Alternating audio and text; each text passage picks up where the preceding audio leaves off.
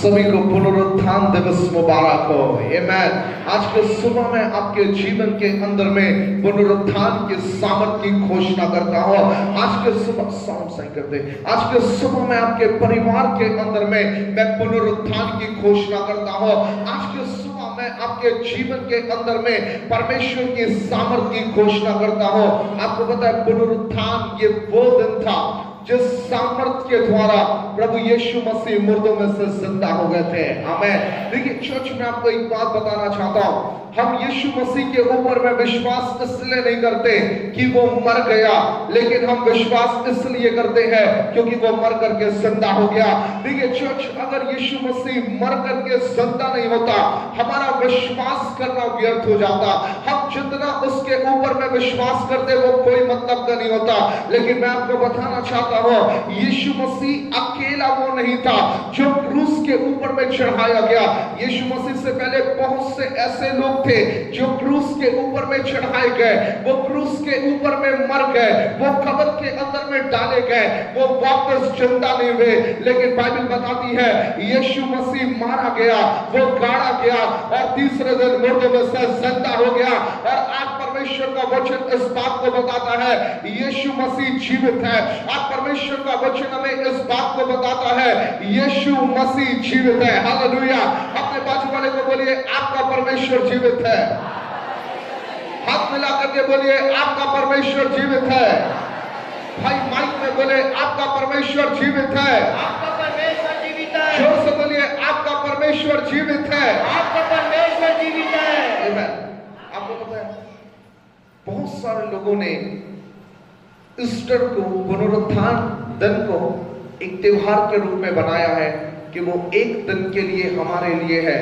लेकिन मैं चर्च आपको एक बात कहना चाहता हूं, पुनरुत्थान आपका त्योहार नहीं है, पुनरुत्थान आपके जीवन को जीने का तरीका है, क्योंकि यीशु मसीह मुर्दों में से जिंदा हो चुका है। सुनिए चर्च, ये आपके लिए ये वो दिन है जिससे आप अपने जीवन के अंदर में हर दिन अनुभव करते हैं, जिससे आप हर दिन अपने जीवन के अंदर में पहचानते हैं कि मेरा परमेश्वर जीवित है। और चर्च में आपसे एक बात को कहना चाहता हूं, मैंने पिछले बार भी कहा था यीशु मसीह क्रूस के ऊपर में सिर्फ 6 घंटे थे, वो कब्र के अंदर में सिर्फ 2 दिन थे, लेकिन वो तीसरे दिन मुर्दों में से जिंदा हो गए। और बाइबल कहती है वो आज स्वर्ग के अंदर में है, वो सिंहासन के अंदर में बैठे हुए हैं। और बाइबल एक बात को बताती है जो सिंहासन के अंदर में है, जो स्वर्ग के अंदर में है, वो स्वर्ग की बातें कहता है। यूहन्ना में लिखा हुआ है जो स्वर्ग से आता है वो स्वर्ग की बातों को प्रकट करता है। यीशु मसीह इस पृथ्वी के अंदर से रहता, वो इस पृथ्वी की बातें आपको समझाता, लेकिन बाइबल कहती है वो स्वर्ग से आया है, वो स्वर्ग की बातें आपको बताता है। आमीन। कितने लोग जयपुर कभी घूम के आए हैं? मुंबई घूम के आए कभी? नहीं आए। दिल्ली घूम करके आए कभी? शिमला घूम करके आए कभी? नहीं आए। सुनिए बहुत ध्यान से, आप लोग छत्तीसगढ़ में हैं, वेरी गुड। सुनिए, आप जहां से आते हैं आप वहां की बातें आकर के बताते हैं कि अगर आप शिमला से आए हैं आप शिमला की बातें बताएंगे कि मैंने शिमला में ये देखा, मैंने शिमला में वो देखा, मैंने यहाँ पे वो देखा, शिमला के अंदर में ऐसा था। लेकिन अगर आप दिल्ली के अंदर से आते हैं आप दिल्ली की बात बताएंगे कि दिल्ली कैसा था, वो जगह कैसा था, क्या था वहां पे, मुझे क्या देखने को मिला। सुनिए, आप जहां से आते हैं आप वहां की बातों को बताते हैं। यीशु मसीह स्वर्ग से आया था, इसलिए वो स्वर्ग की बातें अपने चेलों को समझाता था, इसलिए वो स्वर्ग की सामर्थ्य के बारे में अपने लोगों को बताता था। और चर्च में आपको बताना चाहता हूं यीशु मसीह अगर मर करके जिंदा नहीं होता, उसका चंगा करना व्यर्थ था, उसका दुष्टात्माओं को निकालना व्यर्थ था। लेकिन यीशु मसीह जब मर करके जिंदा हुए वो इस बात को प्रमाणित कर रहे थे, मैंने चंगा इसलिए किया क्योंकि मैं जिस जगह के अंदर में आया हूं वहां पे बीमारियां नहीं है, मैं जिस स्वर्ग के अंदर से आया हूं वहां पे कोई दुष्टात्माओं का काम नहीं है, मैं जिस स्थान के अंदर से आया हूं उस स्थान के अंदर में कोई अशांति नहीं है, मैं जिस स्थान के अंदर से आया हूं वहां पे कोई गरीबी नहीं है, मैं जिस स्थान के अंदर से आया हूं वहां पे कोई झगड़े नहीं है। मैं जिस स्थान के अंदर से आया हूं वहां पे कोई पाप नहीं है। मैं जिस स्थान के अंदर से आया हूं वहां पे कोई मौत नहीं है। यीशु मसीह बताना चाह रहे थे मेरा स्थान वो स्थान है जहां पे बीमारियां रह नहीं सकती, जहां पे पाप रह नहीं सकता, जहां पे मौत रह नहीं सकती, जहां पे श्राप रह नहीं सकते, जहां पर अशांति का जीवन रह नहीं सकता।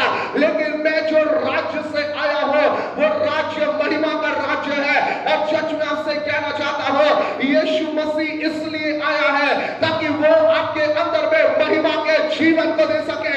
और यीशु मसीह बताना चाह रहा था कि मैंने मौत को अपनी सामर्थ से हरा दिया है, मैं मुर्दों में से जिंदा हो चुका हूं, मैंने बीमारियों को अपने पैरों तले रौंदा है, मैंने दुष्ट आत्माओं को अपने पैरों तले रौंदा है, मैंने पाप को अपने पैरों तले रौंदा है। और यीशु मसीह इस बात को प्रीच करना चाह रहे थे, रिजरेक्शन इस बात की घोषणा थी मैंने हर चीजों को अपने पैरों तले रौंद दिया है। और इसलिए पहला कुरिन्थियों उसके 15 अध्याय में लिखा हुआ है, हे मृत्यु तेरे मारने की डंक कहां रहा, तेरा जय कहां रहा, क्योंकि यीशु मसीह ने तुझे हरा दिया है। हालेलुया।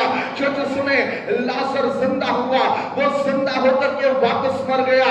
यीशु मसीह ने बहुत से मुर्दों को जिंदा किया, पतरस ने मुर्दों को जिंदा किया, पौलुस ने मुर्दों को जिंदा किया, वो जिंदा हुए, वो वापस मर गए। लेकिन बाइबल कहती है यीशु मसीह मर करके जिंदा हुआ और वो दोबारा कभी नहीं मरा।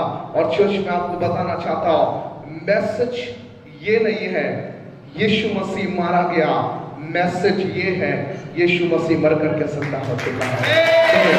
आपसे बहुत से लोग एक सवाल को पूछते होंगे, अगर यीशु मसीह परमेश्वर था वो क्रूस के ऊपर में क्यों चढ़ाया गया? मैं बोलता हूं 2 दिन आगे जाके भी देखो वो मरकर जिंदा भी हुआ है। सुनिए, अगर वो सिर्फ मर गया होता ना हम चर्च में नहीं होते, हमें अगर सिर्फ वो मर गया होता हम उस कलीसिया के अंदर में नहीं होते, अगर वो सिर्फ मर गया होता हम उसके ऊपर में विश्वास कभी नहीं करते। लेकिन विश्वास इसलिए करते हैं क्योंकि वो मर करके जिंदा हो गया है। और बाइबल एक बात को कहती है, यीशु मसीह ने एक बात को कहा, मैं अल्फा हूं, मैं ओमेगा हूं। परमेश्वर एक बात को बताना चाह रहे थे, शुरुआत में हो अंत में हो। इसका मतलब ये है जीवन की शुरुआत मुझसे होती है, जीवन का अंत मुझ में खत्म होता है, शुरुआत मैं ही हूं, अंत मैं ही हूं। और चर्च में एक बात को कहना चाहता हूं, आज आपका परमेश्वर मरा हुआ परमेश्वर नहीं है, वो मुर्दों में से जिंदा हुआ परमेश्वर है। और आपकी गवाही हर दिन की क्या है आपको पता है, मेरा परमेश्वर मुर्दों में से जिंदा हो चुका है। चलिए चर्च के वचन में आप जाएंगे, मत्ती रचित सुसमाचार और उसका 27 अध्याय उसके 62 वचन से हम पढ़ेंगे। 62 मत्ती रचित सुसमाचार उसका 27 अध्याय उसके 62 वचन से हम पढ़ेंगे। दूसरे दिन जो तैयारी के दिन के बाद का दिन था, प्रधान याजकों और फरीसियों ने पिलातुस के पास इकट्ठे होकर कहा, हे महाराज, हमें स्मरण है कि उस भरमाने वाले ने सब जब वह जीवित था कहा था, मैं तीसरे दिन के बाद जी उठूंगा। अतः आज्ञा दे कि तीसरे दिन तक कब्र की रखवाली की जाए, ऐसा ना हो कि उसके चेले आकर उसे चुरा ले जाएं और लोगों से कहने लगे वह मरे हुओं में से जी उठा है। तब पिछला धोखा पहले से भी बुरा होगा। पिलातुस ने उनसे कहा, तुम्हारे पास पहरुए तो हैं, जाओ अपनी समझ के अनुसार रखवाली करो। अतः वे पहरुओं के साथ लेकर गए और पत्थर पर मोहर लगाकर कब्र की रखवाली की। आगे पढ़े। शब्द के दिन के बाद सप्ताह के पहले दिन पांव पड़ते ही मरियम मगदलिनी और दूसरी मरियम कब्र को देखने आई, और देखो एक बड़ा भूकंप हुआ, क्योंकि प्रभु का एक दूत स्वर्ग से उतरा और पास आकर उसने पत्थर को लुढ़का दिया और उस पर बैठ गया। उसका रूप बिजली का था और उसका वस्त्र पाले के समान उज्ज्वल था। उसके भय से पैरुए कांप उठे और मृतक समान हो गए। स्वर्गदूत ने स्त्रियों से कहा, मत डरो, मैं जानता हूं कि तुम यीशु को जो क्रूस पर चढ़ाया गया था ढूंढती हो। वह यहाँ नहीं है, परंतु अपने वचन के अनुसार जी उठा है। आमेन। देखिए बाइबल एक बात को बताती है, यीशु मसीह को जब कब्र के अंदर में रखा गया, याजकों ने जब देखिए पुराने समय के अंदर में जो कब्र होता था, जो गुफा होती थी, कब्र वो गुफे के अंदर में बनाते थे, वो चट्टानों के अंदर में, गुफा के अंदर में यीशु मसीह को रखा गया था और उसके सामने में एक बड़े पत्थर को रख दिया गया था, जिस पत्थर को कोई भी उस जगह के अंदर से आसानी से हटा नहीं सकता था। वो बड़ा भयानक और बड़ा विशाल पत्थर था। और बाइबल इस बात को बताती है, महायाजकों ने, सदूकी और फरीसियों ने एक बात को कहा कि उसने एक बात को कहा था कि वो तीसरे दिन मुर्दों में से जी उठेगा। कहीं ऐसा ना हो कि यीशु मसीह के चेले उसकी लाश को चुरा करके लेकर के चले जाए, उसकी चीजों को लेकर के चले जाए और वो कहने लगे यीशु मसीह मुर्दों में से क्या हो चुका है, जिंदा हो चुका है। और उन्होंने एक बात को पिलातुस से कहा, पिलातुस क्यों ना तू एक सिपाहियों का पहरा वहां पर लगा करके रख, कहीं ऐसा ना हो कि चेले आए वो यीशु मसीह की लाश को चुरा करके लेकर के जाए। पिलातुस ने कहा कि तुम अपने सैनिकों को वहां की रखवाली करने के लिए रखो, ताकि वो 24 घंटे उस कब्र की रखवाली करे, कहीं ऐसा ना हो कि चेले यीशु मसीह की लाश को लेकर के जाए और पूरे इस्राएल के अंदर में ये अफवाह फैला दे कि यीशु मसीह मुर्दों में से जिंदा हो गया है। और बाइबल बताती है कि 2 पहरुओं को कब्र के सामने में रख दिया गया। वो 24 घंटे उस कब्र की रखवाली करने लगे, वो कब्र के आसपास में पहरा देने लगे। और पहरा इसलिए दिया जा रहा था कहीं ऐसा ना हो कि कोई उस कब्र के अंदर में यीशु मसीह की लाश को चुरा करके लेकर के जाए। एक बात चर्च में आपको बताना चाहता, जिस दिन से प्रभु यीशु मसीह की मृत्यु उस क्रूस के ऊपर में हुई थी, पूरे इस्राएल के अंदर में बड़ा अंधियारा छाया रहा। चर्च में आपको बताना चाहता, पूरे इस्राएल के अंदर में 2 दिन तक के सूर्य नहीं होगा, उस जगह के अंदर में कोई उजाला दिखाई नहीं दिया, चारों तरफ सिर्फ अंधेरा ही अंधेरा दिखाई देता था। पूरे जगह के अंदर में, पूरे इस्राएल के अंदर में ऐसा लग रहा था कि यहाँ पे रात हो चुकी है, चारों तरफ अंधेरे का समय था, चारों तरफ अंधेरा ही अंधेरा दिखाई दे रहा था। और बाइबल एक बात को बताती है, 2 दिन तक के पूरा स्वर्ग साइलेंट था, 2 दिन तक के पूरे स्वर्ग के अंदर में दुख का समय था, 2 दिन तक के स्वर्ग के अंदर में एक शोक का समय था, क्योंकि स्वर्ग में एक लौता बेटा जो परमेश्वर का पुत्र था वो मारा गया था। 2 दिन तक के स्वर्ग में आराधना बंद थी, स्वर्ग के अंदर में कोई वर्शिप नहीं हो रही थी, स्वर्गदूत कोई गाना नहीं गा रहे हैं, स्वर्गदूत स्वर्ग के अंदर में कोई आराधना नहीं कर रहे हैं। 2 दिन तक के पूरा स्वर्ग साइलेंट रहा, वहां पे जहां पे आनंद का समय होता था, लेकिन पूरा स्वर्ग एक दुख के माहौल में है, पूरे स्वर्ग के स्वर्गदूत एक दुख के माहौल में है, पूरा स्वर्गदूत शांत खड़ा हुआ है, पूरा स्वर्ग शोक से भरा हुआ है। पहरेदार उस कब्र का पहरा दे रहे हैं, उस कब्र की रखवाली कर रहे हैं, उस कब्र के आसपास में देख रहे हैं, उस कब्र के पास में किसी को आने नहीं दिया जा रहा है। लेकिन सच बड़े ध्यान से सुने, जैसा ही तीसरा दिन हुआ, बाइबल कहती है जैसा ही तीसरा दिन आया, लिखा हुआ एंजल्स ने अपने आप को तैयार किया, स्वर्गदूतों ने अपने आप को तैयार किया। स्वर्गदूत अपने आप को तैयार क्यों कर रहे थे? स्वर्ग के अंदर में तैयारी का माहौल है, स्वर्ग के अंदर में स्वर्गदूत तुड़िया बजाने को तैयार होंगे, स्वर्ग के अंदर में स्वर्गदूत आराधना करने को तैयार है। कोई स्वर्गदूत जिसे नीचे जाना है, कब्र के अंदर में से पत्थर को हटाना है, वो तैयार है, वो वेट कर रहे हैं तीसरे दिन का। जैसा ही तीसरा दिन आएगा, हम स्वर्ग के अंदर में नीचे जाएंगे, कब्र के अंदर में से पत्थर हटा दिया जाएगा और यीशु मसीह मुर्दों में से जिंदा हो जाएगा। 2 पहरेदार रखवाली कर रहे हैं और 2 पहरेदार सोच रहे हैं हमारे रहते हुए तो कोई इस कब्र के पत्थर को हटा नहीं सकता। वो सोच रहे हैं हम जब तक यहाँ पे खड़े हैं, यीशु मसीह की लाश को इस जगह के अंदर से कोई बाहर नहीं निकाल सकता, उसे इस जगह के अंदर से कोई बाहर नहीं लेकर के जा सकता। लेकिन बाइबल कहती है जैसा ही तीसरा दिन हुआ, लिखा हुआ एंजल्स ने अपने आप को तैयार किया,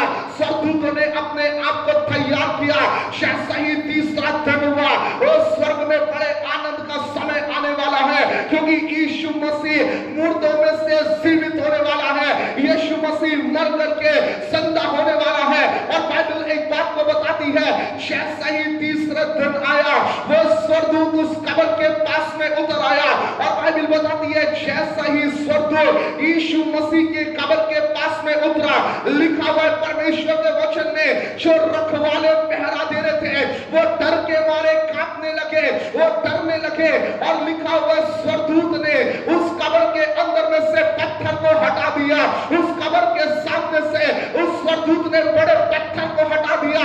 लिखा हुआ परमेश्वर के वचन में जो स्वर्गदूत पहरा दे रहे थे वो स्वर्गदूत को देखे, और लिखा हुआ देखते के साथ में लिखा हुआ है वो मरे हुए के समान हो गए। उनको डर लगने लगा, उनको ऐसा लगा था कि पतरस लाश चोरी करने आएगा, उनको ऐसा लगा था थोमा लाश चोरी करने आएगा, उनको ऐसा लगा था मरियम यीशु मसीह के लाश को लेने के लिए आएगी।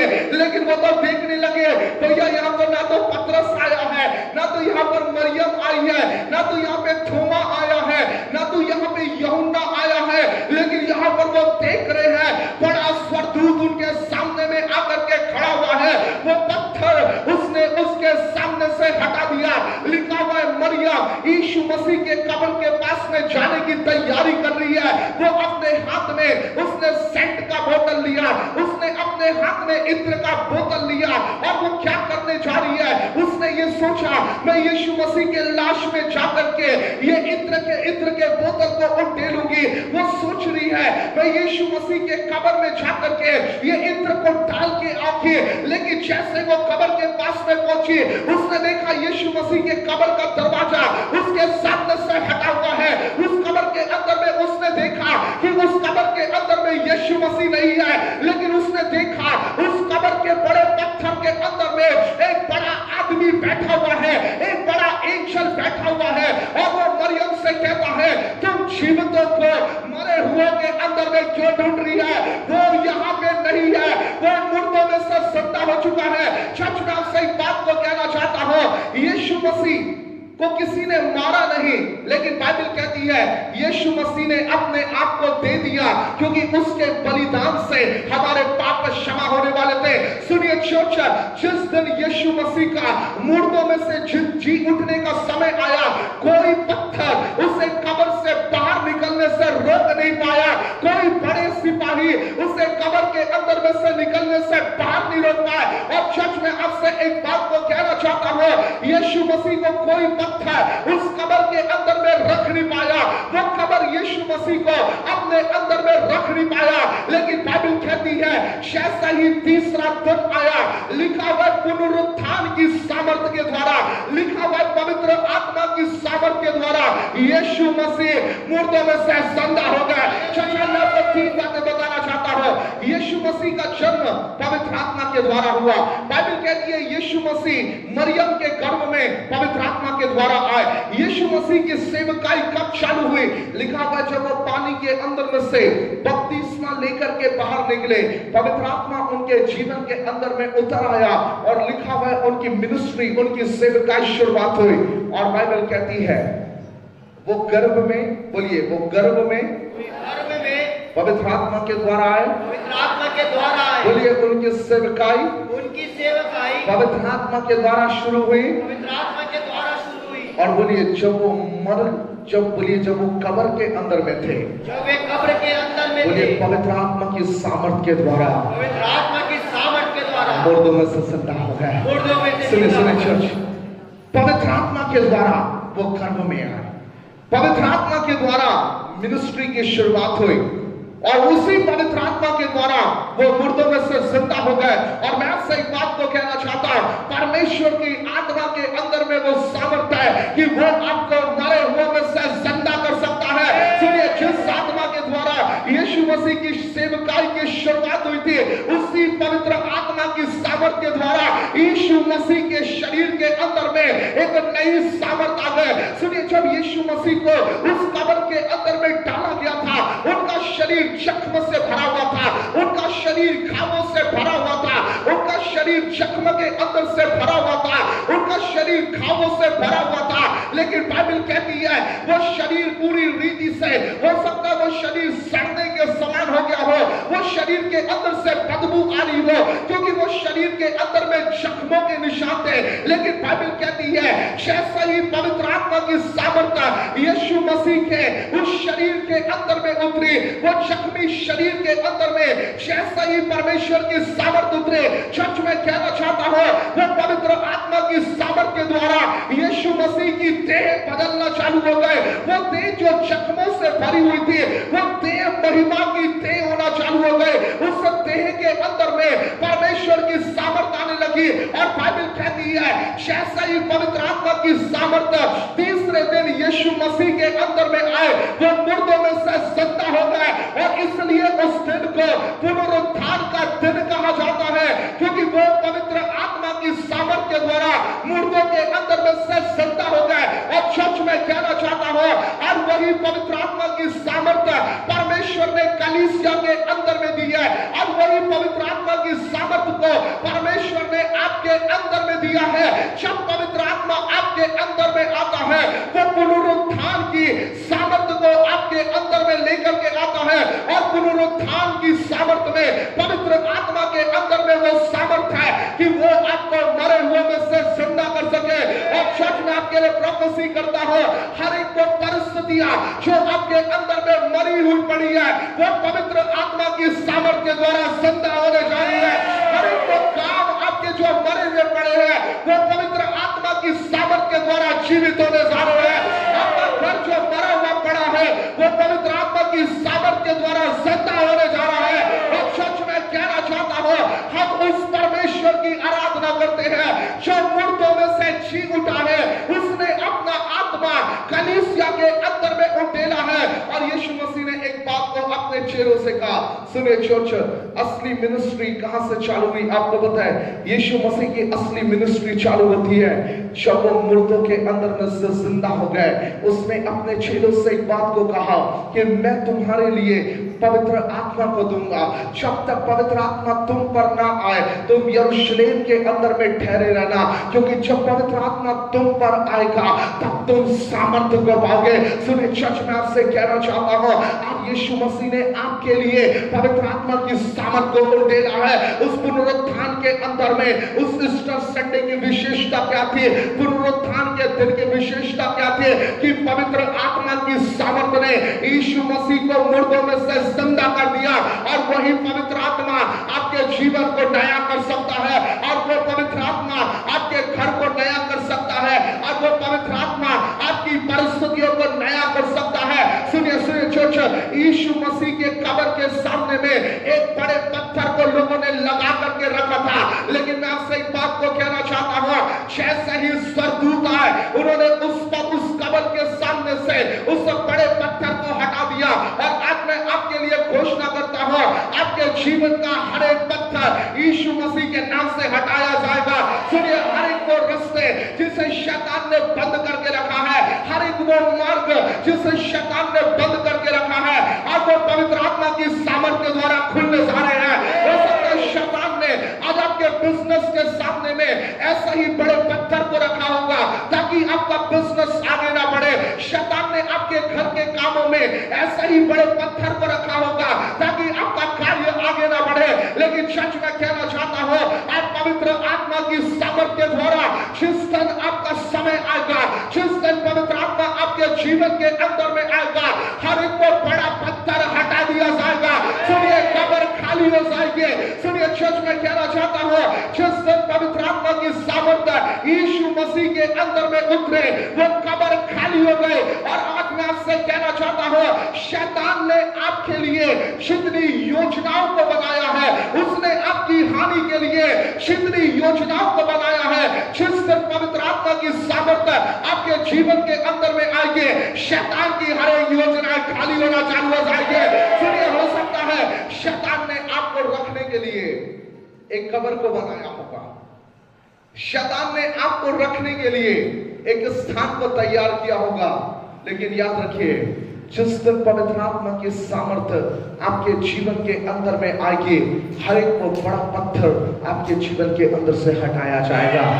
आज आपको भी ऐसा लगता होगा मेरे मार्ग सारे बंद है, मेरे रास्ते बंद है, मेरी सेवकाइयां बंद है, मेरे कार्य बंद है।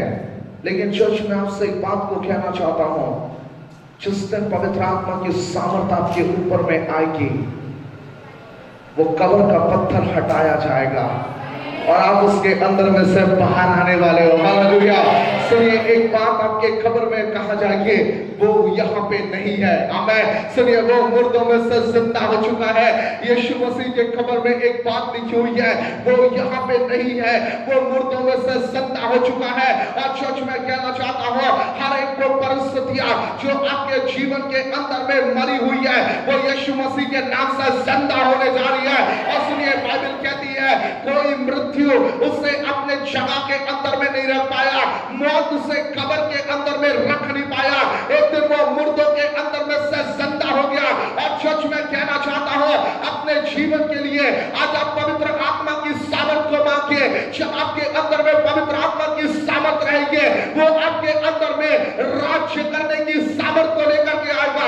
अपने सिर के ऊपर में हाथ रख के बोलिए, पवित्र आत्मा मेरे अंदर में राज्य करने की सामर्थ को लेकर के आएगा। हर एक भाई लोग बहने बोले, पवित्र आत्मा मेरे अंदर में राज्य करने की सामर्थ को लेकर के आएगा। बोले, पवित्र आत्मा मेरे अंदर में अधिकार को लेकर के आएगा। बोले, वही सामर्थ मेरे अंदर में आएगी जिसने यीशु मसीह को मुर्दों में से जिंदा किया था। आज अपने लिए अंगीकार कीजिए, मेरे अंदर में वही सामर्थ है जिसने यीशु मसीह को मुर्दों में से जिंदा किया था। बोले, आज मेरे अंदर में वही सामर्थ है जिसने यीशु मसीह को मुर्दों के अंदर में से जिंदा किया था।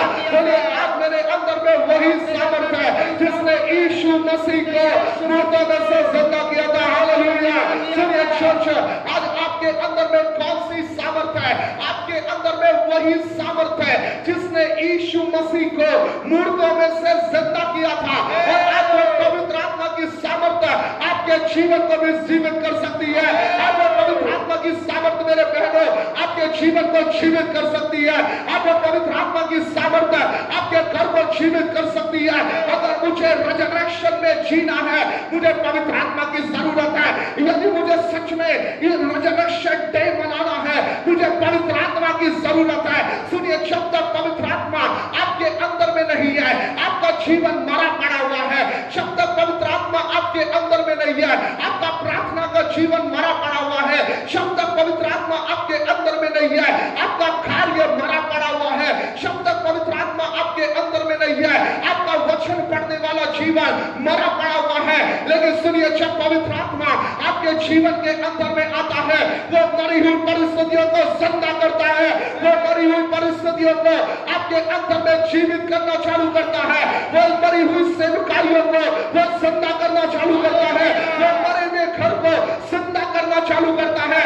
और असली रिजरेक्शन का मतलब यही है कि उस पवित्र आत्मा की सामर्थ्य द्वारा यीशु मसीह मुर्दों में से जिंदा हो गए। और आज वही पवित्र आत्मा की सामर्थ्य द्वारा आपका मरा पड़ा हुआ प्रार्थना का जीवन जिंदा होगा। सुनिए सुनिए चर्च, आपका मरा पड़ा हुआ आत्मिक जीवन जिंदा होगा। सुनिए, जब तक आपके अंदर में पवित्र आत्मा नहीं है, आपको प्रार्थना करने में मजा नहीं आएगा। आपको पता है, बहुत से लोग कहते हैं मुझे प्रार्थना करने का मन नहीं करता। क्योंकि चर्च में आपको बताना चाहता हूं, आप शरीर में क्या प्रार्थना करेंगे? भैया, शरीर की प्रार्थना 5 मिनट में खत्म हो जाएगी, शरीर की प्रार्थना 10 मिनट में खत्म हो जाएगी। लेकिन जब पवित्र आत्मा आएगा, बाइबल एक बात को कहती है, वो तुमसे प्रार्थना करवाएगा। सुनिए, जब पवित्र आत्मा प्रार्थना करवाएगा, वो घड़ी देख देख करके प्रार्थना नहीं कराता। लेकिन सुनिए, जब पवित्र आत्मा आपसे प्रार्थना कराएगा, वो आपको महिमा के जीवन में लेकर के जाएगा। कई बार बहुत से लोग बोलते हैं मुझे प्रार्थना करने का मन नहीं करता, मुझे वचन पढ़ने का मन नहीं करता। एक चीज है चर्च, आप अपने शरीर में हैं इसलिए प्रार्थना करने का मन नहीं करता। आप अपने शरीर में हैं इसलिए फास्टिंग करने का मन नहीं करता। आप अपने शरीर में हैं इसलिए चर्च जाने का मन नहीं करता। आप अपने शरीर के अंदर में हैं, इसलिए आपको वर्शिप करने का मन नहीं करता।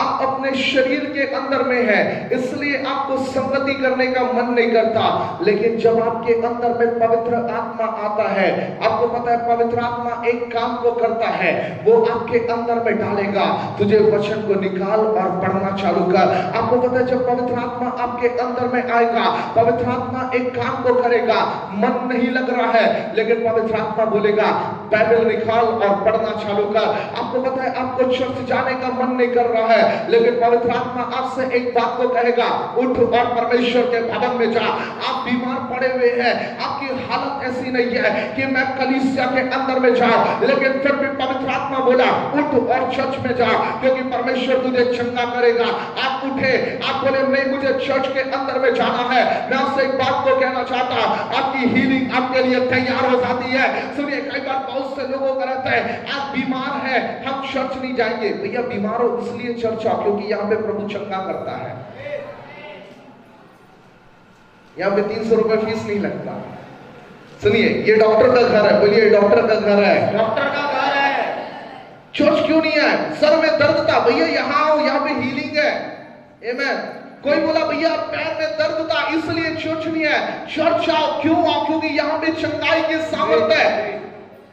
कुछ लोग अपना एग्जाम दिला रहे हैं, कुछ लोग कई बार क्यों नहीं आए भैया, क्या बताए, समय नहीं मिल पाया। सुनिए, चर्च आपकी सफलता परमेश्वर की उपस्थिति के अंदर में है। और बाइबल एक बात को कहती है, जब पवित्र आत्मा आपके अंदर में आएगा, वो आपसे क्या करवाएगा आपको पता है? तुझे परमेश्वर के भवन में जाना है, तुझे परमेश्वर की उपस्थिति में जाना है, तुझे प्रार्थना करने बैठना है।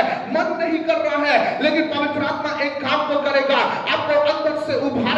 तुझे प्रार्थना करना है, तुझे मेरी उपस्थिति में बैठना है, तुझे मेरे वचन को निकाल करके पढ़ना है। और सुनिए, जब पवित्र आत्मा आपके जीवन के अंदर में आता है, वो प्रार्थना का जीवन बढ़ना चालू हो जाता है, आपका वचन पढ़ने वाला जीवन बढ़ जाता है, आपका संगति करने वाला जीवन बढ़ जाता है, मिनिस्ट्री अब बढ़ जाती है। और आपसे एक बात को कहना चाहता हूं, अगर आपके जीवन के अंदर में हर एक वो चीज है जो आपको सब कुछ खत्म दिखाई देती है, अपने जीवन के लिए पवित्र आत्मा को मांगिए, क्योंकि जब पवित्र आत्मा आपके अंदर में आएगा, वो आपको नया बना करके रखेगा। सुनिए, जब वो आपके जीवन को नया बनाएगा। बहुत से लोगों को लगता है पवित्र आत्मा पाने का। सुनिए, आपको पता है मैं पवित्र आत्मा पे क्यों लेकर के जा रहा हूं? क्योंकि यही पवित्र आत्मा था जिसने यीशु मसीह को मुर्दों में से जिंदा किया था। और यदि पवित्र आत्मा नहीं होता, कोई रिजर्वेशन की सामर्थ्य नहीं काम करते। सुनिए, अगर पवित्र आत्मा नहीं होता, आप कोई यहाँ पर ईस्टर मनाने के लिए नहीं आते, लेकिन आप यहाँ पे इसलिए आए हैं क्योंकि पवित्र आत्मा की सामर्थ्य ने यीशु मसीह को मुर्दों में से जिंदा किया है। हालेलुया। सुनिए, चर्च में आपसे कहना चाहता हूं, जब पवित्र आत्मा आपके जीवन के अंदर में आएगा, आपको अपने घर के लिए पवित्र आत्मा को मांगना है, आपको अपने जीवन के लिए पवित्र आत्मा की सामर्थ को मांगना है, आपको अपने परिवार के लिए पवित्र आत्मा की सामर्थ को मांगना है। सुनिए, जब बाइबल कहती है जब पवित्र आत्मा तुम पर आएगा, तब वो तुम्हारे अंदर में सामर्थ को लेकर के आएगा। अपने बाजू वाले को बोलिए, वो आपके अंदर में सामर्थ को लेकर के आएगा। बोलिए, अधिकार को लेकर के आएगा। मैंने बहुत से ऐसे लोग देखा है, पवित्र आत्मा से भरे हुए हैं, अन्य भाषा से भरे हुए हैं, दुष्ट आत्मा से डर लगता है।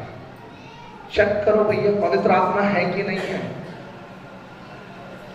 पवित्र आत्मा अंदर में है। किससे डर रहे हैं?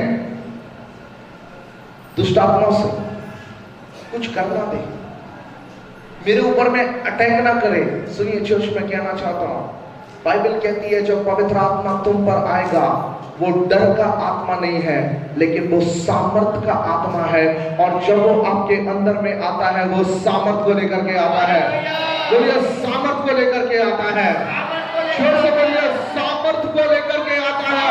और जोर से बोलिए, सामर्थ को लेकर के आता है। हालेलुया। आपको पता है, कुछ लोगों को ऐसा लगता है पवित्र आत्मा पाने का मतलब है चर्च में ताली बजा, पवित्र आत्मा है। सुनिए, ताली बजाने का मतलब बस पवित्र आत्मा नहीं होता, हाथ हिलाने का मतलब बस पवित्र आत्मा नहीं होता। हमें मैंने कई ऐसे लोगों को देखा, खूब ताली बजा, खूब हाथ हिलाए, भैया घर में भयंकर दुष्ट आत्मा काम कर रहा है। एक बार यही हाथ उधर हिलाओ, सुनिए भागना चालू हो जाएगा। हमें चर्च सुनिए मेरी बात को, जब पवित्र आत्मा आता है आपकी बॉडी में हलचल होती है। मैं इसका विरोध नहीं कर रहा हूं, ये आपके साथ में होगा, आपका बॉडी हलचल होगा। लेकिन आपको पता है जब पवित्र आत्मा आपके अंदर में आता है, आपको एक बात को समझना है कि मेरे अंदर में अधिकार है। आपको एक बात को समझना है, मेरे अंदर में सामर्थ है। आपको एक बात को समझना है कि मेरे अंदर में मरी हुई परिस्थितियों को जिंदा करने की सामर्थ है। आपको एक बात को समझना है कि मेरे अंदर में मेरे जीवन को बदलने वाली सामर्थ है। आपको एक बात को समझना है कि मेरे अंदर में जो पवित्र आत्मा है वो मेरे जीवन को बदल सकता है, वो मेरे घर को बदल सकता है, वो आपके परिवार को बदल सकता है।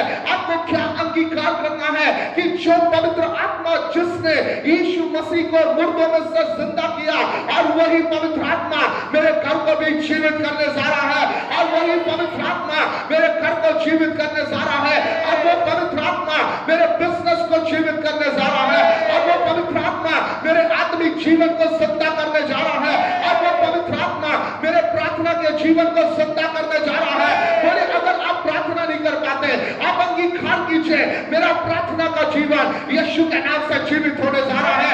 आप वचन नहीं पढ़ पाते, आप बोलिए मेरा वचन पढ़ने का जीवन यीशु के नाम से जीवित होने जा रहा है।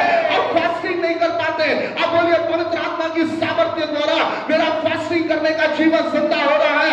सुनिए आपको पता है पवित्र आत्मा आपके जीवन के अंदर में भूख और प्यास को लेकर के आता है कि आप उसकी उपस्थिति के अंदर में अपने समय को बिताएं। और अगर आज की सुबह आप तैयार हैं, पवित्र आत्मा आपके अंदर में भी आने जा रहा है, पवित्र आत्मा आपके घर के अंदर में आने जा रहा है। अब बहुत सी ऐसी शिक्षाएं हैं जो होती है पवित्र आत्मा नहीं है। अब बहुत से ऐसी मिनिस्ट्रीज है जो बोलती है पवित्र आत्मा नहीं है। अब बहुत से ऐसे लोग हैं जो बोलते हैं आपके भाषा का वरदान नहीं है। सुनिए ऐसे लोगों को कभी सुनना मत जो पवित्र आत्मा के विरोध में बातें करे, जो इस बात को कहे पवित्र आत्मा नहीं है। कभी उनकी बातों को मत सुनना जो इस बात को कहे अन्य भाषा का वरदान नहीं है। उनसे पहले बोलना भैया हाथ जोड़ और मेरा पीछा छोड़, मैं नहीं आने वाला। सुनिए जहां पे पवित्र आत्मा की निंदा होती है बिल्कुल अपना हाथ बाहर खींच लीजिए। आमीन। बाइबल एक बात को साफ कहती है, पवित्र आत्मा के विरोध में जो पाप किया जाएगा वो फिर कभी क्षमा नहीं किया जाएगा। बहुत से ऐसे प्रचारक आपको ऑनलाइन में मिलेंगे जो इस बात को कहेंगे अन्य भाषा का वरदान नहीं है। मैं बोलता हूं तुरंत फेसबुक से गायब करो, तुरंत चैनल को सब्सक्राइब कर दो, नहीं सुनना है हमको ये सब चीज। जहां पे पवित्र आत्मा की निंदा होती है चर्च, वहां से अपने आप को अलग करो। क्योंकि चर्च में आपसे एक बात को कहना चाहता हूं, ये बाइबल बिना पवित्र आत्मा के अधूरी है। परमेश्वर का वचन एक बात को बताता है कि पवित्र ये वचन पवित्र आत्मा की अगुवाई के द्वारा लिखा गया है। सुनिए ये बाइबल आपके पास में कैसे आए? ये बाइबल आपके पास में पवित्र आत्मा के द्वारा आई है। और जब पवित्र आत्मा आपके अंदर में आएगा वो आपके अंदर में जीवन को लेकर के आएगा। सुनिए जब आज आप रेजरेक्शन डे को मना रहे हैं, रेजरेक्शन दिन का मतलब यही था कि पवित्र आत्मा की सामर्थ्य ने यीशु मसीह को मुर्दों में से जिंदा किया। और यीशु मसीह ने अपने चेलों से कहा कि मैं तुम्हारे अंदर में वही सामर्थ को दूंगा, मैं तुम्हारे अंदर में वही पवित्र आत्मा को दूंगा। कौन सा पवित्र आत्मा? जिस पवित्र आत्मा के द्वारा यीशु मसीह की सेवकाई चालू हुई थी। कौन सा पवित्र आत्मा? जिस पवित्र आत्मा के द्वारा यीशु मसीह मुर्दों के अंदर में से जिंदा हो गए। आज वही पवित्र आत्मा की सामर्थ्य आपके अंदर में है। और जब पवित्र आत्मा आपके अंदर में आता है वो अधिकार को लेकर के आता है, वो आपके अंदर में सामर्थ को लेकर के आता है।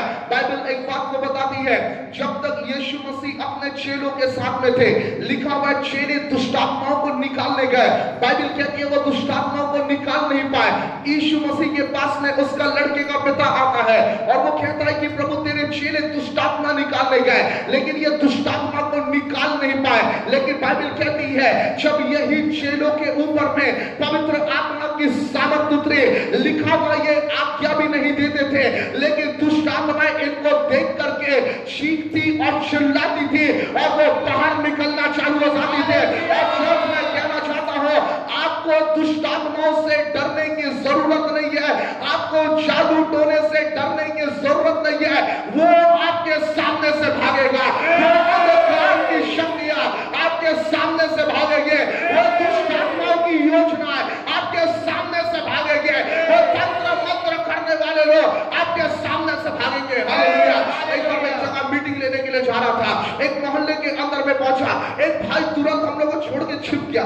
मैं बोला भाई जिसके घर जा रहे थे वो कहां गायब हो गया? मैं बोला कुछ क्या करने लाया हम लोग के साथ में? 2 मिनट की बात में बाहर निकला। मैं बोला कहां छिपा था तू? बोला भैया वो लेडीज ना तंत्र मंत्र करती है, देख लेती है तो गड़बड़ होना चालू हो जाता है। मैं बोला अरे सुनिए, मैंने उसको समझाया एक काम करो। उसकी मम्मी बोली मैं घर से बाहर नहीं निकलती हूँ भैया, क्योंकि वो लेडीज जब भी देखती है हम लोग बीमार पड़ जाते हैं, हमको बुरा बुरा सपना आना चालू हो जाता है। जब तक वो घर के बाहर बैठी रहती है हम घर से बाहर नहीं निकलते। सुनो, मैं बोला एक काम करो, आप अपने जीवन में पवित्र आत्मा को मांगिए। आपको पता है उस दिन से उन लोग ने पवित्र आत्मा के लिए प्रार्थना करना चालू किया, पवित्र आत्मा के लिए प्रार्थना करना चालू किया। अब आपको पता है जब पवित्र आत्मा उनके ऊपर में आया, वो अन्य भाषाओं में प्रार्थना करने लगे। सुनिए, जब वो अन्य भाषाओं में प्रार्थना करने लगे, पवित्र आत्मा उनके अंदर में आया। अब वो तंत्र मंत्र करने वाली लेडीजों से डरना बंद कर दिए। अब वो बैठे भी रहती थी, उसके सामने से निकल जाते थे, उसके सामने से निकल जाते। वो लेडीज मोहल्ले के कुछ लोगों को बोली, अरे मैं इनके ऊपर में तंत्र मंत्र कर रही हो, काम क्यों नहीं करता? किसी ने बताया अरे मत करना, रात को 12 बजे से ये कोई नया मंत्र पढ़ते हैं, सुनना, खिड़की के पास में जाकर के देखना, कुछ नया मंत्र का आवाज सुनाई देता है, कान लगा करके सुनी, देखिए अन्य भाषा में बातें कर रहे हैं। पूरे मोहल्ले के अंदर में जाकर के बताए भैया इनके ऊपर में कोई जादू टोना काम नहीं करता, नया मंत्र सीख करके आए हैं। सुनिए, मैं कहना चाहता हूं, जब आप पवित्र आत्मा से भर जाओगे, वो दुष्ट आत्मा ग्रसित लोगों को देख करके आप नहीं भागोगे, लेकिन वो आपको देख करके भागने लगेंगे। सुनो चर्च, वो आपको देख करके भागने लगेंगे। आपको भागने की जरूरत नहीं है, आपको अपने घर को छोड़ करके जाने की जरूरत नहीं है, लेकिन दुष्ट आत्मा पवित्र आत्मा की सामर्थ के द्वारा भागेगी। हालेलुया। सुनिए, एक भाई को मैंने देखा अपने घर के अंदर से निकल रहा था, मैंने बोला एक जगह कान से चलना है, वो कान से मैं बहुत देर हो गया आकर के खड़ा, आया नहीं, फोन लगाया, मैं बोला कहां पे है, आया क्यों नहीं? बोला रास्ते में खड़ा हो। मैं बोला ठीक है जल्दी आ। फिर फोन लगाया, अभी तक के नहीं आया। बोले भैया मैं फंस गया हूं। मैं बोला कहां पे फंस गया? मेरे सामने से काली बिल्ली रास्ता काट के गई है। बोले मैं देख रहा हूं, कोई पहले जाए तो मैं जाऊंगा, नहीं तो मेरा एक्सीडेंट हो जाएगा। बोला मूर्ख, निकल वहां से, कुछ नहीं होगा। सुनिए चर्च, मैं आपको बताना चाहता हूं, शैतान एक काम को कर रहा है, वो आपको डरा रहा है। शैतान एक काम को कर रहा है, आपको घबरा रहा है। शैतान आपके अंदर में क्या कर रहा है? डर को लेकर के आ रहा है, वो आपके अंदर में भय को लेकर के आ रहा है। एक अंकल रात के समय फोन किए, बोले बेटा मैं मरने वाला हूं, मेरे लिए प्रार्थना कर दो, ऐसा लग रहा है सांस रुकने वाला है। मैं बोला यीशु मसीह के नाम से आप इसी समय चंगे हो जाओ, आपका तकलीफ होना बंद हो जाए। जैसे प्रार्थना खत्म हुआ, मैंने पूछा कैसा लग रहा है? बोले मैं मरने वाला हूं। मैं बोला कैसे पता मरने वाले हो? बोले शैतान कान में आकर के बोल रहा है आज की रात तो मरने वाला है, आज की रात तो मरने वाला है। बोले मेरे को कल सुबह ले जाकर के मर जाऊंगा ना, आप लोग क्रियाक्रम मेरा कर देना। मैं बोला आप अभी जिंदा हो, मरने का अंगीकार मत करो। बोले नहीं, मेरे कान में आवाज आ रही है, दुष्ट आत्मा बोल रहा है आज की रात में तू मर जाएगा। मैं बोला रात भर यीशु के लहू की जय बोलो, यीशु के लहू की जब बोलते बोलते उनकी नींद पड़ गई। सुबह में सो करके उठा, देखा कोई फोन नहीं आया। 8 बजे, 9 बजे, 10 बजे, 11 बजे, 12 बजे, 1 बजे फोन नहीं आया। मैं उनको फोन लगाया, पता नहीं क्या कैसे है करके, फोन नहीं उठाया। 4-5 कॉल किया, फोन नहीं उठाया। मैं सोचा चले तो नहीं गए कहीं पर, कुछ हो तो नहीं गया। मैं बोला घर जाकर के देखता हूं, तैयार हो रहा था, अचानक से फोन आया। बोले बेटा पता ही नहीं चला, यीशु के लहू की जय बोलते बोलते नींद पड़ गई। मैं बोला मरे नहीं? बोले नहीं मरा। सुनिए चर्च, में आपको बताना चाहता, शैतान एक काम को करेगा, शैतान आपको डराएगा, वो आपको घबराएगा, वो आपसे एक बात को कहेगा आज की रात में तुम मर जाएगा। वो आपके अंदर में डर को लेकर के आएगा, तेरे जीवन का लास्ट दिन है, लेकिन आप एक बात को समझ जाइए, आपके अंदर में पवित्र आत्मा की सामर्थ है। और बोलिए, गंदी आत्मा में तुझे आज्ञा देता हूं, मेरे शरीर के अंदर से बाहर निकल। दुष्ट आत्मा में तुझे आज्ञा देता हूं, मेरे शरीर के अंदर से बाहर निकल। सुनिए चर्च, शैतान आपको डरा सकता है, लेकिन वो आपके शरीर को नाश नहीं कर सकता। सुनिए, वो आपको परेशान कर सकता है, लेकिन वो मार नहीं सकता है। आपको पता है, शैतान अय्यूब को उस समय तक के छू नहीं पाया जब तक परमेश्वर ने परमिशन नहीं दिया कि तू उसकी हानि कर सकता है। लेकिन जब उसके हाथ में परमिशन आया, जब प्रभु ने उसे अथॉरिटी दिया, तब उसने अय्यूब की चीजों को बर्बाद करना चालू किया। लेकिन परमेश्वर ने एक बात को कहा, तू उसके शरीर को तब कर सकता है, लेकिन तू उसके प्राण को ले नहीं सकता, तू उसे मार नहीं सकता। और आज मैं आपसे एक बात को कहना चाहता हूं, अगर आज आप परमेश्वर में है, आपके अंदर में यीशु मसीह का नाम है, आपको डरने की जरूरत नहीं है। शैतान आपको मार नहीं सकता है, क्योंकि आपके अंदर में वो सामर्थ है जिस सामर्थ ने मौत को हरा दिया, और वो सामर्थ पवित्र आत्मा की सामर्थ है। और आप अगर आपके घर में दुष्ट आत्माएं काम करती है, अपने घर में पवित्र आत्मा की सामर्थ को मांगिए, अपने जीवन के अंदर में पवित्र आत्मा की सामर्थ को मांगिए, क्योंकि जिस समय आपके अंदर में पवित्र आत्मा आएगा, आप एक डरने वाले विश्वासी नहीं बनोगे, आप दुष्ट आत्माओं से घबराने वाले विश्वासी नहीं बनोगे, आप तंत्र मंत्र से घबराने वाले विश्वासी नहीं बनोगे, लेकिन आपके अंदर में वो सामर्थ है जिस सामर्थ को देख करके दुष्ट आत्माएं डरने और घबराने लग जाती है।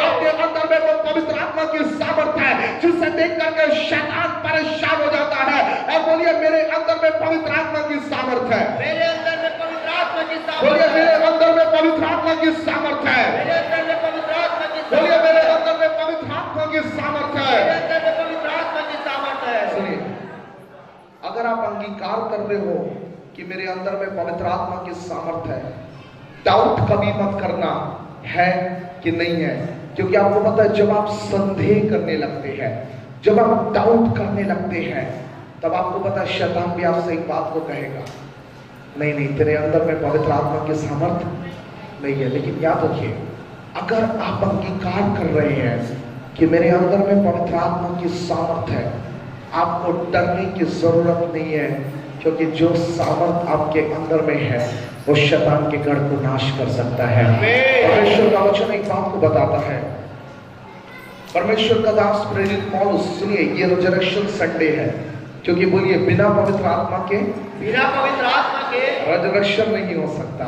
रक्षण नहीं हो सकता, बोलिए, पुनरुत्थान नहीं हो सकता। पुनरुत्थान नहीं हो सकता, बोलिए, पुनरुत्थान चाहिए पुनरुत्थान तो चाहिए, पवित्र आत्मा की जरूरत है। पवित्र आत्मा की जरूरत है। बाइबल बताती है, पौलुस यीशु के नाम से दुष्ट आत्माओं को निकालता था। पौलुस यीशु के नाम से दुष्ट आत्माओं को क्या करता था? निकालता था। लिखा हुआ है, उसी नगर के अंदर में कुछ ऐसे लोग थे जो जादू टोना करते थे। क्या करते थे? जादू टोना करते थे। इसके बाद में हम लोग प्रार्थना में जाने वाले, आप तैयार रहे परमेश्वर के अभिषेक को ग्रहण करने के लिए। लिखा हुआ है, उस जादू टोना करने वाले लड़कों ने एक बात को देखा, पौलुस यीशु के नाम से दुष्टात्माओं को आज्ञा देता है, दुष्टात्माएं निकल जाती है, और हम लोग जो तंत्र मंत्र करते हैं वो कार्य नहीं करता। उन चारों लड़कों ने एक बात को सोचा, अपना तंत्र मंत्र छोड़ो, एक नया मंत्र लेकर के चलते हैं, और वो मंत्र क्या है? यीशु का नाम। पता चला एक घर के अंदर में क्या है? दुष्ट आत्मा है। ये चारों गए, इन्होंने एक बात को देखा था, पौलुस आज्ञा देता है यीशु के नाम से दुष्ट आत्मा क्या करे? निकल जाए। ये भी गए चारों जोश में, दुष्ट आत्मा ग्रसित को देखे, और एक बात को उन चारों ने कहा, यीशु के नाम से दुष्ट आत्मा इसके अंदर में से क्या हो जा? बाहर निकल जा। दुष्ट आत्मा को क्या करना था? ठीक है मैं जा रही हूं। लेकिन दुष्ट आत्मा ने क्या बोला? मैं यीशु को भी जानती हूं, मैं पौलुस को भी जानती हूं, लेकिन तुम कौन हो? तब किसी ने कहा होगा, नहीं नहीं, पौलुस भी तो यीशु का नाम लेता है। तब दुष्ट आत्मा ने कहा, बेटा पौलुस के अंदर में यीशु है, तुम्हारे अंदर में यीशु नहीं है, तुम्हारे पास में नाम है। सुनिए चर्च, अगर जीसस अंदर नहीं है यीशु का नाम 1000 बार पुकार लो वो काम नहीं करेगा। लेकिन पौलुस के अंदर में सामर्थ्य क्यों कार्य कर रही थी? क्योंकि यीशु का नाम उसके मुंह पे, उसके जुबान पे नहीं था, लेकिन यीशु मसीह उसके अंदर में था और इसलिए वो दुष्टात्मा को आज्ञा देता था और दुष्टात्मा भागना चालू कर देते। सुनिए, अगर आपके अंदर में यीशु मसीह है, आप दुष्टात्मा को आज्ञा दोगे और वो भागेंगे। सुनिए, आपको आपके अंदर में वो अधिकार है। अपने बाजू वाले को बोलो, आपके अंदर में अधिकार है। आपके अंदर में अधिकार बोलिए, है। आपके अंदर में वो अधिकार है। आपके अंदर में वो अधिकार है। हालेलुया। हालेलुया। आपको पता है, पवित्र आत्मा के लिए एक वर्ड यूज किया गया है, डुनामिस। डुनामिस किससे निकला? डायनामाइट से निकला। डायनामाइट का काम क्या होता है? बड़े बड़े चट्टानों को तोड़ने का। सुनिए, आपके अंदर में वो सामर्थ्य है जो बड़े चट्टानों को गिरा करके राख कर सकती है। सुनिए, आपके अंदर में वो सामर्थ्य है जो बड़े चट्टानों को तोड़ सकती है। आपके अंदर में वो सामर्थ्य है जो बड़े चट्टानों को जला करके राख कर सकती है। आपके अंदर में वो सामर्थ्य है जो आपके लिए बड़े काम को कर सकती है। और मैं आपसे एक बात को कहना चाहता हूं, और वही पवित्र आत्मा की सामर्थ्य जिसने यीशु मसीह को मुर्दों में से जिंदा किया, और वही पवित्र आत्मा की सामर्थ्य आपके अंदर में है, और वही पवित्र आत्मा आपके अंदर में जीवन को लाने जा रहा है। वो पवित्र आत्मा आज आपके अंदर में सामर्थ्य को लाने जा रहा है, और वो पवित्र आत्मा आपके अंदर में अभिषेक को लाने जा रहा है। सुनिए, जब आप पवित्र आत्मा को अपने घर के अंदर में लेकर के जाएंगे, दुष्ट आत्माएं आपके घर से भागने लगेंगे, अंधकार की शक्तियां आपके घर के अंदर से भागने लगेंगे, शैतान के घर आपके अंदर से भागने लगेंगे। एक बात को बताना चाहता हूं, कितने लोगों के घर में बैगा आया है? हाथ उठा के दिखाइए। कुछ लोग ईमानदार जल्दी जल्दी पढ़, जल्दी उठाइए। आया ना भैया बैगा? आया कि नहीं आया? सुनिए, कुछ नहीं बोलूंगा, सबके घर में आया, नहीं जानते थे। हर बैगा आया, बांध करके गया। क्या करके गया? क्यों बुलाते थे बैगा को? बांधने के लिए ना। क्या करने बुलाते थे? घर बांधने आया। यीशु मसीह बांधने नहीं आया, यीशु मसीह खोलने आया है। तंत्र मंत्र करने वाले आते हैं घर को बांधने के लिए। कोई धागा से बांधा, कोई रस्सी से बांधा, कोई नारियल से बांधा, कोई कहीं और से बांधा। यीशु मसीह आया, बोला कोई धागा, कोई नारियल, कोई कीला की जरूरत नहीं है, मैं खोलने आया हूं। और यीशु मसीह ने प्रकाशित वाक्य में एक बात को कहा, खोलने और बंद करने का अधिकार मेरे पास में है। इसका मतलब ये है, अपने बाजू वाले को बोलिए, आपके जीवन के यदि दरवाजे को कोई खोल सकता है, वो सिर्फ प्रभु यीशु मसीह है, उसके अलावा कोई और नहीं है। बोलिए, अपने बाजू वाले से बोले, यीशु मसीह ने कहा मेरे खोले हुए को कोई बंद नहीं कर सकता, और बोलिए मेरे बंद किए हुए को कोई खोल नहीं सकता। अपने बाजू वाले को बोलिए, अगर बंद हो गया तो खुलेगा नहीं, और बोलिए अगर खुल गया तो बोलो शैतान कभी बंद भी नहीं कर सकता। आमीन। सुनिए, याद रखिए, प्रभु खोल भी सकता है और परमेश्वर बंद भी कर सकता है। समझ आ रहा है आप लोगों को? हमें प्रभु खोल भी सकता है, परमेश्वर बंद भी कर सकता है। लेकिन याद रखिए, अगर बंद कर देगा ना तो बहुत मुश्किल हो जाएगा ना? अगर परमेश्वर ने बंद कर दिया, चीजें दिक्कत में चले जाएंगी। लेकिन याद रखिए, अगर आप परमेश्वर के साथ में हैं, वो खोलता चला जाएगा। सुनिए, जितने लोगों ने आपके घरों को बांधा है, मैं घोषणा करता हूं आज यीशु मसीह के नाम से आपका घर खुलने जा रहा है, आपका घर छुटकारे के अंदर में जा रहा है, आपकी खेती छुटकारे के अंदर में जा रही है, आपकी फसल छुटकारे के अंदर में जा रही है, आपकी चीजें छुटकारे के अंदर में जा रही है, आपके कामों में छुटकारा आ रहा है यीशु के नाम से।